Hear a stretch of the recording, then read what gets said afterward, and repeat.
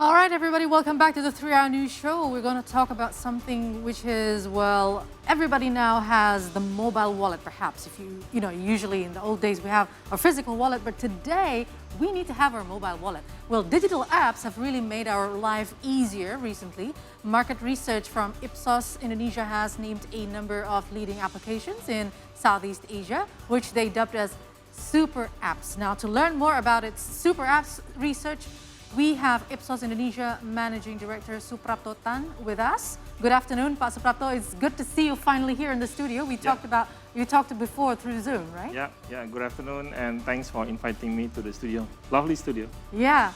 So before to talk about more, now we've seen more and more super apps because before we saw in China, perhaps we saw WeChat and also Alipay. Now in Southeast Asia, Indonesia is quite a big market, and now we have Goto, we have Grab, we have also C. So maybe you can tell us more first. What is a super app? Yeah, the definition clearly. The super app is actually set by WeChat in the beginning. Back years ago. So the definition of a super app is an application that serves multi-functions, multi-purpose that cater for daily needs, right? That's basically it can be like digital payments, transportations, right, and many more, right? Groceries and etc. That's basically the definition of the super apps. So one apps that cater daily needs of our life. That's basically. Well, how do you see it in Indonesia or in Southeast Asia, perhaps? In China, it's a very big market. Yeah. And if we see the biggest market in Southeast Asia, which is perhaps Indonesia, we're only 1/5 of China's population, right? Yeah. So how do you see the market? And, we've seen also different cultures, characteristics between all the Southeast Asian countries. So how do you see this? In terms of the competition landscape itself is already very different, right? If within the Southeast Asia, definitely Indonesia has the most super apps candidates that we list down around 10 to 12 super apps. While in other countries like Singapore and some other countries, there are actually only like 4 or 5 super apps. But definitely is because like our population is much bigger than them, and potentially it covers quite a lot of population in Indonesia. That's why the super apps in Indonesia are much more diverse compared to other Southeast Asia countries. What is the most indicators that you used in your research for this? Sorry, say again? The most indicators or the most important indicators that you used? Yeah, right. We have four dimensions that we measure related to these best super apps. One is the awareness. Then we have the engagement. We have a user experience. And we have a usefulness. The biggest one is actually definitely need to be good awareness. Yeah, the awareness is going to be much more play importance in these super apps decisions. Which one is the most super apps in Southeast Asia? Right. But what about the development here in Indonesia? If you see there are a lot of people that is underbanked, if you would call it so, they don't have any bank portfolio or whatsoever. So we are in the verge of moving from physical wallet to mobile wallet. So how do you see this? That's why in Indonesia the super apps is actually so well developed, because it covers actually not only for the upper to middle to upper income, but also actually the super apps that we have now, it covers all the unbankable people, which is majority at the lower end. Yeah, it makes us unique because in other countries the bankable rate is actually much higher than us, right? Because of the geographical spread in Indonesia. That's why in terms of potentiality, whatever that actually super app developed in Indonesia tends to have a very good and fast response, and to be, to have a large customer base for that super apps. Yeah. Okay, could you explain more about your research? You also compared samples from other countries as well, from Vietnam, from Singapore, Malaysia, Thailand, as well as Indonesia. Yeah. So we have, we actually taking a sample size of 3,500. Indonesia, we put much bigger sample size because of the diversity, right? So we have a male, female, 18, 55 years old, and those who have a smartphone, and they have at least one super apps and have a few transactions within past 2 months or 3 months. Right. That's basically what we have. So this is we reach them through our online panel. So we have around 65,000 online panel for Indonesia only, yeah, and around 200,000 panelists in Southeast Asia. So we reach them through online methodology. And if we take back to Indonesia, how do you compare Indonesia to other countries in terms of the super apps? But as a note, we are having also people that have not yet internet connections, for example, let alone the smartphones. Yeah, that's for that reason actually our sample size in Indonesia is much bigger. It is because of the diverse of the demography and the coverage of the areas, which is that's important for us to make it apple to apple for other countries. So we are actually trying to normalize in terms of the number of population with the sample size, so we get much more accurate data when we collect it on these super app studies.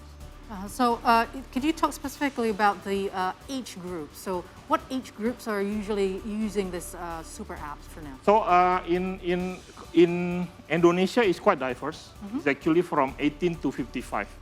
But the biggest one is actually from 18 all the way to 40 plus. Yeah, that's where actually the biggest chunk, which is 60-70% of the group of population who use the super apps. Well, if we talk about super apps, this is not only an application that you can use for your grocery shoppings, your maybe you want your membership for gym or etc., but also for loans, for investment and all that. Could you talk more on that? Yeah, I mean, it can be many ways. Yeah, in fact, actually, what I understand is that Facebook, right, through Meta now they are actually trying to develop the super apps. Right, they have a big base of their customers. They also want to do that. Apple also trying to do that. In Indonesia, we are seeing more like educations, right, medical. They are trying to be super apps, right? So I mean, it is very potential. I think the thing that make them the accelerated growth for these super apps is because now the penetration of internet, the penetration of smartphone is getting higher. 80% of the smartphone now, yeah, internet is like 60% and keep climbing up. Yeah, so there's always an opportunity, for people who develop super apps in Indonesia to grow very fast. Yeah, that's this. All right. So I mean, if we look at the screen right now, Pak Soeprapto, if we compare Indonesia, Thailand, Malaysia, Philippines, Singapore, Grab, for example, it started in 2016, right? And how do you see the progress so far? I mean, you categorize Grab as the biggest super apps right now in Southeast Asia? Yeah. So I mean, but again, like what I said, it depends on the presence, right? Grab, as we know that actually they have a presence in every country, right? So of course, when they have a presence in every country, the brand equity is much more stronger. Remember that the main component is awareness. Yeah. Right. The awareness actually, if you look at it, in most of the in all countries except for Indonesia, they all actually become the champions of the super apps. Yeah, if I remember, Grab was very much of the awareness, as you said, because the ride-hailing was very strong here, especially as well.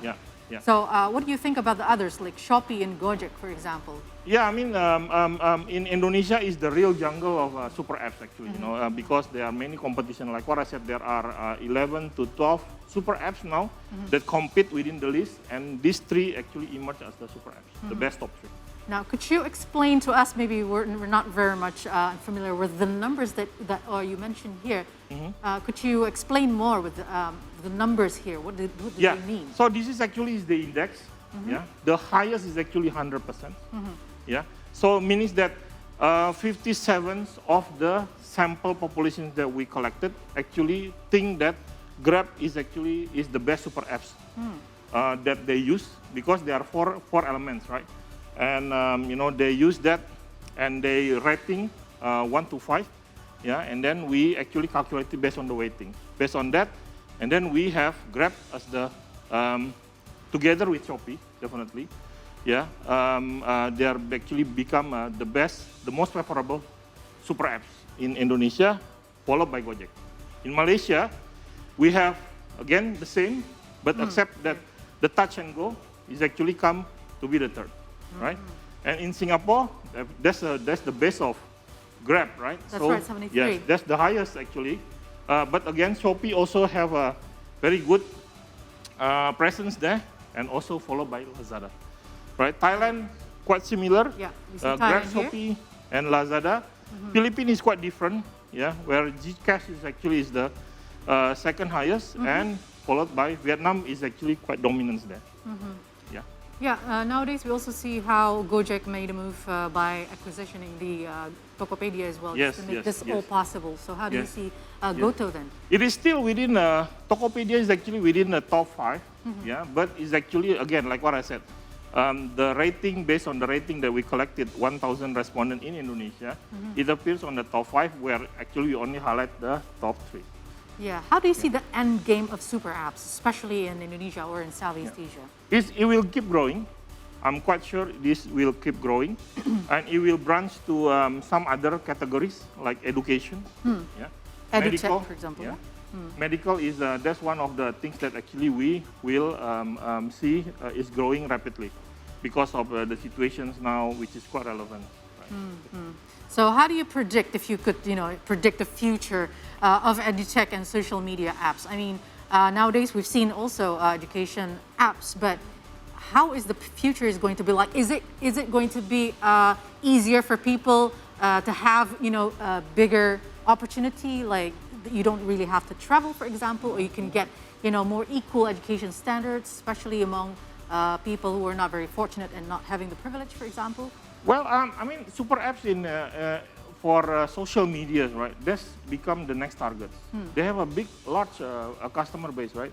For instance, like Facebook have 200 million. If not mistaken, Meta is actually developing the Meta worlds for the purpose of developing a super apps. Yeah, they will definitely go there. They are just in the setup period, and it's going to be we call it the third generation of super apps. We are actually using a VR and etc. Google, I heard also they are actually developing similarly. Yeah, and also the Apple, which is through Apple Pay, they are also developing similarly. I mean, in reality, there should be, of course, all these social media where they have a large base of their people, they want to monetize this, right? And the only way for them to monetize this to create a super apps. Right, that's it. All right, so the future is we're going to see it very, very close in the future then? Yeah, for sure. I think within 5 years, if things everything according to the plan, you will start seeing these social media players, they will go toward the super apps. All right, looking forward for that. And once again, Pak Soeprapto, thank you so much for joining us here in the studio, and we hope to see another research from Ipsos in the near future. Thank you, Pak. Stay healthy. Thank you. All right. All right, we'll be back with some, update from the business world, of course, after the break. So stay tuned in the 3 Hour News Show on See Today.